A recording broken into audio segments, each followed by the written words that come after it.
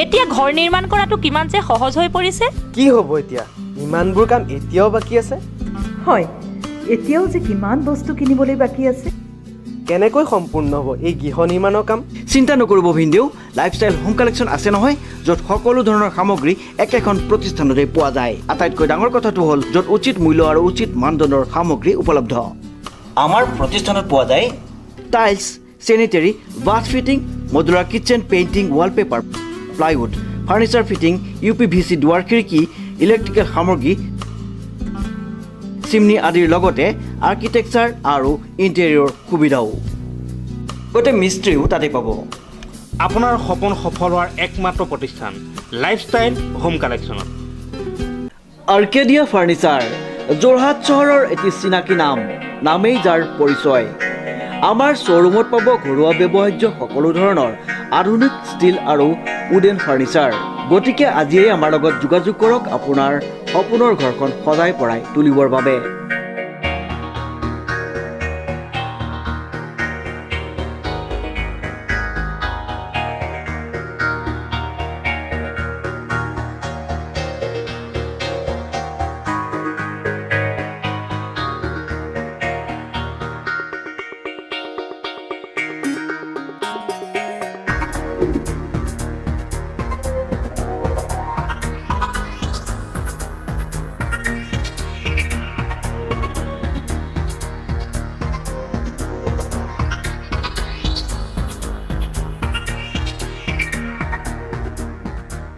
আমাৰ ঠিকনা আৰ্কেডিয়া ফাৰ্নিচাৰ, চিনামৰা তিনিআলি, Mariani road, state বেংকৰ ওচৰত।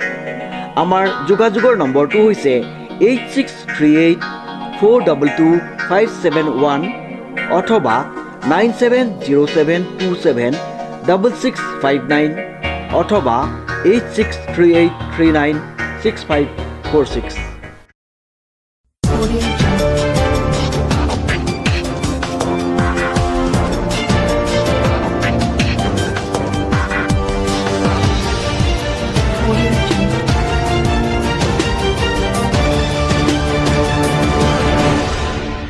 নমস্কাৰ, নিউজ ষ্টাৰ বাতৰিলৈ স্বাগতম জনাই ষ্টুডিঅ'ত মই অনুপম বৰা। চাওঁ আহক কি আছে আজি আমাৰ সংবাদত। জ্যেষ্ঠ সাংবাদিক পূৰ্বজ্যোতি চুতীয়াৰ শেষকৃত্য সম্পন্ন কৰে জন্মভূমি মৰাণত। নিউজ নাওৰ এক ৰিপৰ্ট। জ্যেষ্ঠ সাংবাদিক পূৰ্বজ্যোতি চুতীয়াৰ আজি শেষকৃত্য সম্পন্ন কৰে জন্মভূমি মৰাণত। মৰাণ বৰদবাজ চুতীয়া গাঁৱত আজি পুৱা প্ৰয়াত চুতীয়াৰ নশ্বৰ দেহত মৰাণত বিভিন্ন দল সংগঠনে শেষ শ্ৰদ্ধাঞ্জলি জনোৱাৰ পাছত মৰাণ কল্যাণপুৰত শেষকৃত্য সম্পন্ন কৰে। মুখাগ্নি কৰে প্ৰয়াত চুতীয়াৰ একমাত্ৰ কন্যা ৰিয়া চুতীয়াই। অসমীয়া বাৰ্তাৰ জ্যেষ্ঠ সাংবাদিক পূৰ্বজ্যোতি চুতীয়া যিটো হত্যাকাণ্ড বুলি ইতিমধ্যে ভবা গৈছে, অসমত এইটো এটা বৰ ডাঙৰ কথা হৈছে যে সাংবাদিক নিগ্ৰহৰ যিটো ঘটনা, ভাৰতীয় সংবিধানৰ ৪ৰ্থ স্তম্ভৰ যিকোনো মানুহকে যেতিয়া এনেধৰণে প্ৰায় হত্যা কৰা হৈছে, মৰা হৈছে, আজি অলপ দিনৰ পৰা এইটো অসমত খুব বেছি হোৱা দেখা পোৱা গৈছে। গতিকে এইটো চৰকাৰেই হওক বা সাধাৰণ জনতাই হওক এই ক্ষেত্ৰত এটা বিহিত ব্যৱস্থা গ্ৰহণ কৰিব লাগে। কাৰণ এনেধৰণে যদি সাংবাদিকসকলক হত্যা কৰা হয়, তেখেতসকলৰ পৰা সমাজখনে যি নিকা ভাৱমূৰ্তি যি ব্যৱস্থাটো কৰিবলৈ যোৱা যায়, সেই বস্তুটোকেই যদি এনেধৰণে হত্যা কৰি পেলোৱা হয়, কলমক স্তব্ধ কৰিবলৈ চেষ্টা চলোৱা হয়, এইটোৱে কিন্তু সমাজৰ কাৰণে এটা অশনি সংকট হিচাপে আমি বিবেচনা কৰিছোঁ। আৰু পূৰ্বজ্যোতি চুতীয়াৰ যি হত্যাকাণ্ড, এই ঘটনাৰ উচিত তদন্ত হ'ব লাগে আৰু দোষীয়ে উপযুক্ত শাস্তি পাব লাগে। আৰু ভৱিষ্যতৰ দিনত এনেধৰণৰ যাতে অপ্ৰীতিকৰ পৰিস্থিতি উদ্ভৱ নহয়, এইটোৰ কাৰণে চৰকাৰেই হওক বা সাধাৰণ জনতাই হওক আৰু এনেধৰণে কামৰ লগত জড়িত হোৱা মানুহবিলাককো আমি সতৰ্কবাণী দিব বিচাৰিছোঁ যে ভৱিষ্যতৰ দিনত এই ঘটনাবিলাকৰ পৰা মানুহবোৰ প্ৰায় যাতে বিৰত থাকে। মৰাণৰ পৰা ৰাজু মিশ্ৰৰ ৰিপৰ্ট, নিউজ নাও 24/7। মৰাণৰ বেজৰ পথাৰত বেজ দলৰ বাকৰিত বিহুৰ অখৰাত ব্যস্ত এজাক কণমানি। নিউজ নাওৰ এক ৰিপৰ্ট। নিৰ্বাচনৰ পাছতে আহি আছে হেঁপাহৰ ৰঙালী বিহু। ৰাজ্যবাসী সাজু হৈছে হেঁপাহৰ বিহু উদযাপন কৰিবলৈ। ঐতিহাসিক বেজ দলৰ বাকৰিত বিহু আখৰাত ব্যস্ত এজাক কণমানি। মৰাণৰ বেজৰ পথাৰত ঐতিহাসিক বেজ দলৰ বাকৰিত এতিয়া চলিছে বিহুৰ আখৰা। বেজপথাৰ প্ৰতিভা বিকাশ মঞ্চ আৰু জ্ঞান অংকুৰ সংগীত বিদ্যালয়ৰ উদ্যোগত আয়োজন কৰা হৈছে বিহু নৃত্য আৰু ঢোল-বাদনৰ কৰ্মশালা। ডিমৌৰ বৰবিহুৱতী পল্লৱিকা গগৈয়ে কণ কণ ছাত্ৰ ছাত্ৰীসকলক বিহু নৃত্যৰ প্ৰশিক্ষণ দিয়ে। ইফালে স্থানীয় বিহুৱা দীপ বৰুৱাৰ লগতে সংগীসকলে ঢোল-বাদনৰ প্ৰশিক্ষণ দিয়ে। কণমানিসকলক হুঁচৰিৰ প্ৰশিক্ষণ দিয়াৰ লগতে চোতাল আৰু মঞ্চত পৰিৱেশন কৰিব পৰাকৈ হুঁচৰি দল সাজু কৰা হৈছে।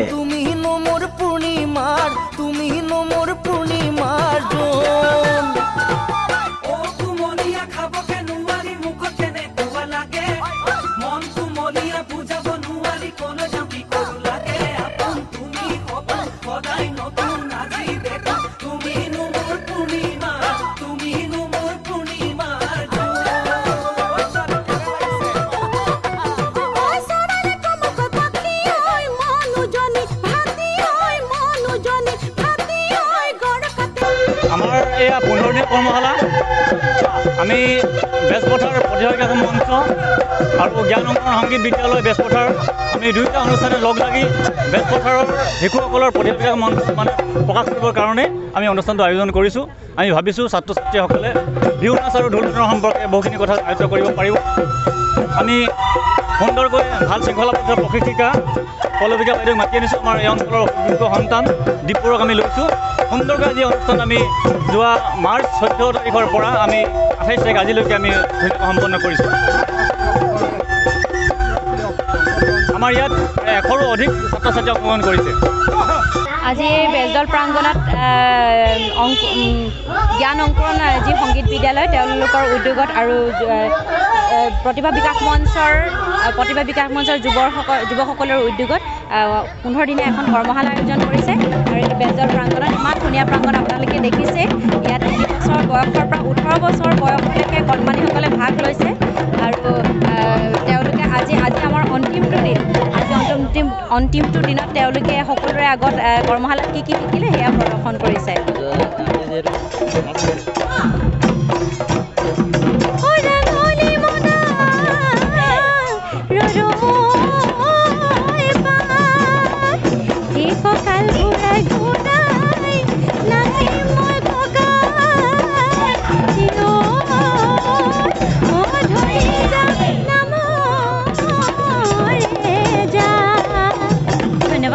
মৰাণৰ পৰা ৰাজু মিশ্ৰৰ ৰিপৰ্ট, নিউজ নাও 24/7। আগবাঢ়িছোঁ আমাৰ পৰৱৰ্তী বাতৰিলৈ। ৰঙৰ উৎসৱ ফাকুৱাত সোমবাৰে ৰঙৰ আনন্দত মচগুল অসমবাসী। নিউজ নাওৰ এক ৰিপৰ্ট।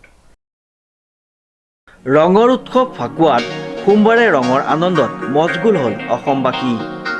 ব্যতিক্ৰম নহয় উজনি অসমৰ মৰাণ ফিউজন ষ্টুডিঅ' প্ৰাংগণত জনপ্ৰিয় কণ্ঠশিল্পী কুসুম কৈলাশ, মীৰদ্বীপ, কৃষ্ণ ৰাজ, স্মিথ ৰঞ্জনকে প্ৰমুখ্য কৰি মৰাণৰ ভালেসংখ্যক শিল্পীয়ে নাচি বাগি আনন্দ কৰি অসমবাসীক ফাকুৱাৰ শুভেচ্ছা জ্ঞাপন কৰে। আনহাতে মৰাণ হিঙিজান চাহ বাগিচাৰ খেলপথাৰত হিঙিজানবাসীয়ে উদযাপন কৰে ৰঙৰ উৎসৱ ফাকুৱা। হিংজানৰ পুৰুষ মহিলা বৃদ্ধ বনিতা ল'ৰা ছোৱালী সকলোৱে জাতি ধৰ্ম বৰ্ণ ভেদাভেদ পৰিহাৰ কৰি আনন্দত নাচি বাগি মতলীয়া হৈ পৰে। ফাকুৱাৰ লগত সংগতি ৰাখি ওপৰত দৈ সৈতে ৰখা টেকেলি ভঙা পৰম্পৰা ৰক্ষা কৰি বোকা খেলা দাণ্ডি নৃত্য পৰিৱেশন কৰে।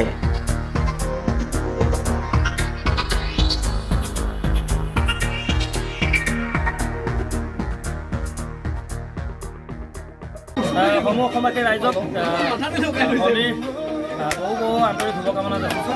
আৰু হোলীৰ ৰঙেৰে যাতে প্ৰত্যেকৰ জীৱনলৈ যাতে আনন্দ কঢ়িয়াই আনক তাৰ কামনা কৰিছোঁ। ফাগুনৰ গৰ্ভতে আমাৰ এপ্ৰিল মাহৰ যি আগমন হয়, ফাগুন মাহ অহাৰ লগে লগে প্ৰকৃতি যেনেধৰণৰ ৰূপ যেনেকৈ বদলি হয়, পৰিৱৰ্তন হয়, এনেধৰণৰ গছ গছনিত যি আমাৰ জাতিষ্কাৰ হৈ পিনে ফুলে ফুলে জাতিষ্কাৰ হয়, মন পৰিষ্কাৰ হয়। সেনেধৰণে এই ফাগুনৰ গৰ্ভতে আমাৰ মনবিলাকো পৰিষ্কাৰ হয়, প্ৰফুল্ল হয়।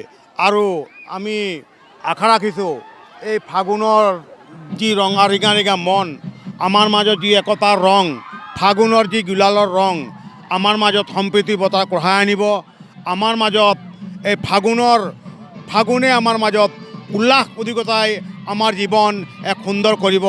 সেই উদ্দেশ্যৰে আমি হিংৰিয়ান চাহ বাগিচাত আমি এদিনীয়া কাৰ্যসূচীৰে এই ফাগুনী উৎসৱ আমি পালন কৰিছোঁ। ইতিমধ্যে দেখিছে আপোনালোকে অগণন ভক্তই ফাগুন প্ৰেমী ৰাইজে আজি এই জেগা মুখৰিত কৰিছে। মৰাণৰ পৰা ৰাজু মিশ্ৰৰ ৰিপৰ্ট, নিউজ নাও 24/7।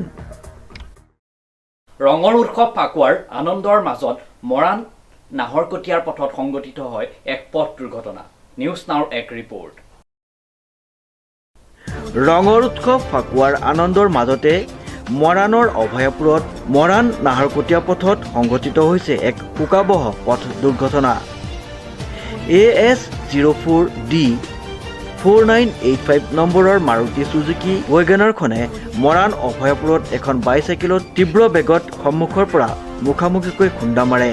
ফলত বাইচাইকেলখন চুৰমাৰ হোৱাৰ লগতে বাইচাইকেল আৰোহী মৰাণ অভয়াপুৰৰ 5 সন্তানৰ পিতৃ তথা পকা মিস্ত্ৰী ৰাজু কৈৰী বয়স 38 বছৰ থিতাতে নিহত হয়।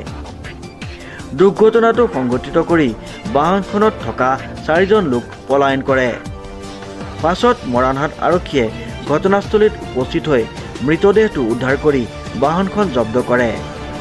জানিব পৰা মতে বাহনখনৰ স্বত্বাধিকাৰ মৰাণহাট আৰক্ষী থানাৰ নিয়োজিত APBNৰ জোৱান গিৰীশ গগৈ বুলি জানিব পৰা গৈছে। বাহনখন কোনে চলাইছিল তাক জানিব পৰা নাই। মৰাণহাট থানাৰ আৰক্ষীয়ে ঘটনাৰ সন্দৰ্ভত তদন্ত অভিযান অব্যাহত ৰাখিছে। এক্সিডেণ্টটো কেনেকৈ হ'ল, কি হ'ল? মানে দেউতা আপুনি মৰাণ পিনে পৰা গৈ আছিলে, গাড়ীখন সেইপিনে পৰা আহি আছিলে, ৰাজগড় পিনে পৰা আহি আছিলে, পূৰা স্পীডত আছিলে মানে গাড়ীখন। দেউতা ক'ত গৈছিলে? দেউতা আপোনাৰ মাংস লৈ ঘৰত গৈ আছিলে অভয়পুৰ মৰাণৰ পৰা। আচ্ছা, দেউতাৰ নাম কি আৰু তোমাৰ ঘৰ? দেউতাৰ নাম ৰাজু কৈৰী, ঘৰ আপোনাৰ মৰাণ অভয়পুৰ। মৰাণৰ পৰা ৰাজু মিশ্ৰৰ ৰিপৰ্ট, নিউজ নাও 24/7। আগবাঢ়িছোঁ আমাৰ শেষৰটো বাতৰিলৈ। 26 মাৰ্চ শুক্ৰবাৰে বীৰ লাচিত সেনা অসম যোৰহাট দক্ষিণ পশ্চিম আঞ্চলিক সমিতিৰ উদ্যোগত পালন কৰা হয় সাহিত্যৰথী লক্ষ্মীনাথ বেজবৰুৱাৰ মৃত্যুৰ তিথিৰ লগত সংগতি ৰাখি এক শ্ৰদ্ধাঞ্জলি অনুষ্ঠান। নিউজ নাওৰ এক ৰিপৰ্ট। 26 মাৰ্চ শুক্ৰবাৰে বীৰ লাচিত সেনা অসম যোৰহাট দক্ষিণ পশ্চিম আঞ্চলিক সমিতিৰ উদ্যোগত পালন কৰা হয় সাহিত্যৰথী লক্ষ্মীনাথ বেজবৰুৱাৰ মৃত্যুৰ তিথিত লগত সংগতি ৰাখি এটি শ্ৰদ্ধাঞ্জলি অনুষ্ঠান। উল্লেখযোগ্য যে যোৰহাট চিকিৎসা মহাবিদ্যালয়ৰ প্ৰাংগণত আয়োজন কৰা শ্ৰদ্ধাঞ্জলি অনুষ্ঠানটিত বিভিন্নজন গণ্যমান্য ব্যক্তিকে প্ৰমুখ্য কৰি উপস্থিত থাকে বীৰ লাচিত সেনা অসম যোৰহাট জিলাৰ সমিতিৰ মুখ্য সাধাৰণ সম্পাদক আদিত্যপ্ৰাণ ফুকন, সহকাৰী সাধাৰণ সম্পাদক যাদৱ গগৈ, সাংগঠনিক সচিব ৱাকিল আহমেদ, প্ৰচাৰ সচিব অনন্ত বৰা, কুঁৱৰীপুখুৰী আঞ্চলিক সমিতিৰ সভাপতি জ্যোতি বৰা, জিলা কাৰ্যকৰী সদস্য মাধুৰ্য গগৈ, দক্ষিণ পশ্চিম আঞ্চলিক সমিতিৰ সভাপতি টিংকু গগৈ, সাধাৰণ সম্পাদক দীপাংকৰ গগৈ, মুখ্য উপদেষ্টা ডিম্পল দাস। আজি যোৰহাট জিলাৰ মেডিকেল কলেজৰ প্ৰাংগণত বীৰ লাচিত সেনা অসম দক্ষিণ পশ্চিম বৃহত্তৰ আঞ্চলিক সমিতিৰ উদ্যোগত আমাৰ সাহিত্যৰথী লক্ষ্মীনাথ বেজবৰুৱাদেৱৰ মৃত্যুৰ তিথিত আজি এক শ্ৰদ্ধাঞ্জলি অনুষ্ঠান অনুষ্ঠিত কৰা হয়। যে ৰাজনৈতিক দলসমূহে ঢাক ঢোল বজাই থকাৰ সময়ছোৱাতে, জাতিৰ মাটিৰ বেটি কথা কৈ ঢাক ঢোল বজাই থকাৰ সময়ছোৱাতে যে আজি বীৰ লাচিত সেনা অসমৰ সংগ্ৰামী সতীৰ্থই তেখেতক অন্ততঃ পাহৰি যোৱা নাই, তেখেতক আজি স্মৰণ কৰিছে। গতিকে যোৰহাট জিলা সমিতিৰ তৰফৰ পৰা মই দক্ষিণ পশ্চিম আঞ্চলিক সমিতিৰ সমূহ সংগ্ৰামী সতীৰ্থলৈ মই শুভেচ্ছা জ্ঞাপন কৰিছোঁ। নিউজ নাওৰ বাতৰি আজিলৈ ইমানেই। বিভিন্ন বা বাতৰি আৰু অনুষ্ঠানৰ বাবে চাই থাকক নিউজ নাও 24/7। ধন্যবাদ। ৰিচা কাৰ পেলেচ যোৰহাট চহৰৰ এটি সকলোৰে পৰিচিত গাড়ী বেচা কিনাৰ নিৰ্ভৰযোগ্য প্ৰতিষ্ঠান। আমাৰ প্ৰতিষ্ঠানত পাব সকলো কোম্পানীৰ ভাল কণ্ডিশ্যনৰ গাড়ী উচিত মূল্যত। আপুনি যদি আপোনাৰ পুৰণি গাড়ীখন সলাই অন্য গাড়ী কিনিব বিচাৰে তেন্তে আমাৰ লগত যোগাযোগ কৰক আৰু নিৰ্ভয়ে ক্ৰয় কৰক আপোনাৰ পচন্দৰ গাড়ীখন। আমাৰ প্ৰতিষ্ঠানত ৰিফাইনেন্সৰ সুবিধাও আছে। আপোনাৰ যদি এখন গাড়ী কিনি সপৰিয়ালে ফুৰিবলৈ যাবলৈ অথবা আপোনাৰ সপোন বাস্তৱ কৰি পৰিয়ালক ছাৰপ্ৰাইজ দিব বিচাৰিছে তেন্তে আপুনি চিন্তা নকৰিব আৰু আমাৰ লগত যোগাযোগ কৰক কম মূল্যতে আপোনাৰ সপোনৰ গাড়ীখন হাততে পাবলৈ গতিকে এবাৰলৈ হলেও আমাৰ মালৱালীস্থিত ৰিচা কাৰ পেলেচলৈ আহক আৰু নিৰ্ভয়ে লৈ যাওক আপোনাৰ সপোনৰ গাড়ীখন আমাৰ ঠিকনা ৰিচা কাৰ পেলেচ মালৱালী ঠেকৰ পৰা যোৰহাট 15 এলাহাবাদ বেংকৰ কাষত আমাৰ যোগাযোগৰ নম্বৰ 8135926572 অথবা 7002869320 আমাৰ শ্ব'ৰুমত হিৰো ফাইনেন্স চোলামণ্ডলম আৰু মহিন্দ্ৰা এণ্ড মহিন্দ্ৰাৰ ফাইনেন্সো উপলব্ধ গতিকে আজিয়েই আমাৰ শ্ব'ৰুমলৈ আহক আৰু লৈ যাওক আপোনাৰ সপোনৰ গাড়ীখন ষ্টাৰ ছিকিউৰিটি ছাৰ্ভিচ আমাৰ ষ্টাৰ ছিকিউৰিটি ছাৰ্ভিচ প্ৰতিষ্ঠানত ছিকিউৰিটি গাৰ্ডৰ উপৰিও অন্যান্য চাকৰিৰ বাবে বায়'ডাটা গ্ৰহণ কৰা হয় industrial marketing office assistant tea garden electrician driver computer operator receptionist private teacher আদিৰ বাবে ষ্টাৰ ছিকিউৰিটি ছাৰ্ভিচৰ লগত যোগাযোগ কৰক